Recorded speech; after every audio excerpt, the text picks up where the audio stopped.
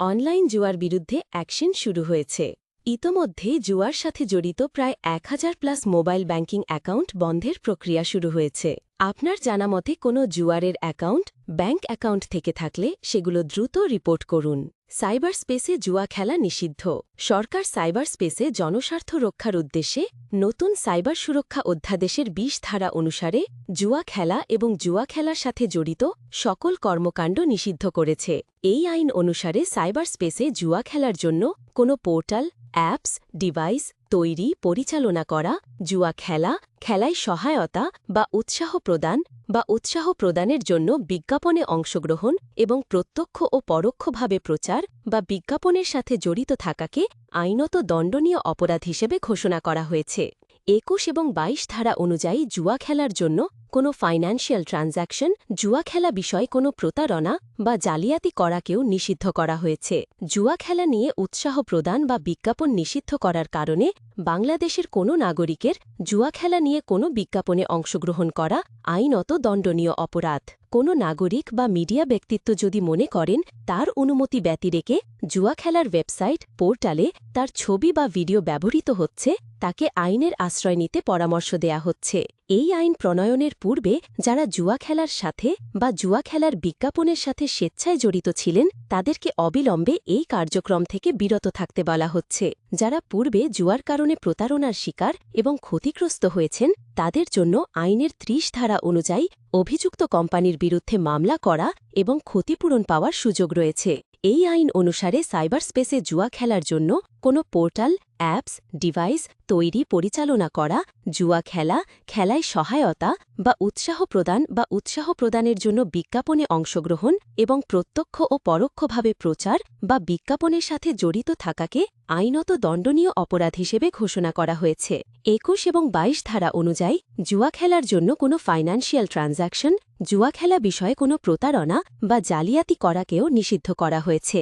জুয়া খেলা নিয়ে উৎসাহ প্রদান বা বিজ্ঞাপন নিষিদ্ধ করার কারণে বাংলাদেশের কোনো নাগরিকের জুয়া খেলা নিয়ে কোনো বিজ্ঞাপনে অংশগ্রহণ করা আইনত দণ্ডনীয় অপরাধ। কোনো নাগরিক বা মিডিয়া ব্যক্তিত্ব যদি মনে করেন তার অনুমতি ব্যতিরেকে জুয়া খেলার ওয়েবসাইট, পোর্টালে তার ছবি বা ভিডিও ব্যবহৃত হচ্ছে, তাকে আইনের আশ্রয় নিতে পরামর্শ দেয়া হচ্ছে।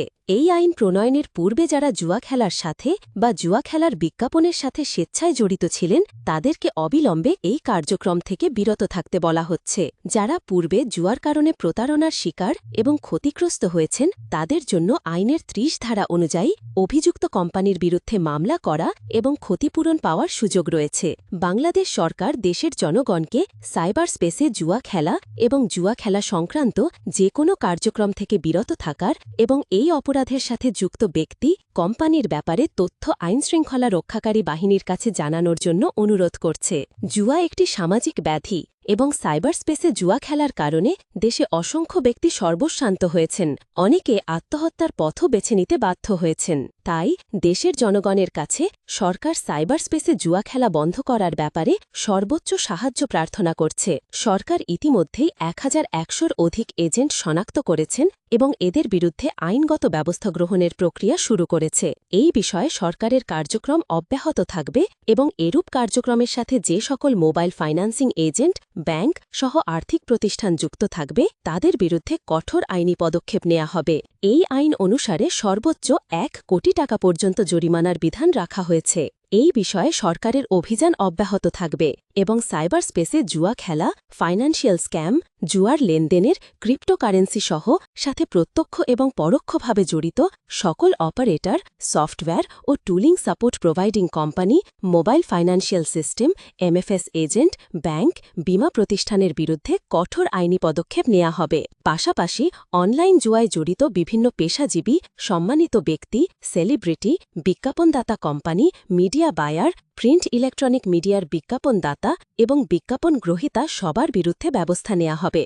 অনলাইন জুয়ার সাথে জড়িত মোবাইল ব্যাংকিং, রেগুলার ব্যাংকিং, আর্থিক প্রতিষ্ঠান, যে কোনো এজেন্ট, ডিস্ট্রিবিউটর কিংবা কোনো ক্রিপ্টো ব্রোকার কিংবা হুন্ডির অ্যাকাউন্ট সম্পর্কে জানতে যোগাযোগ করুন notify@ncsa.gov।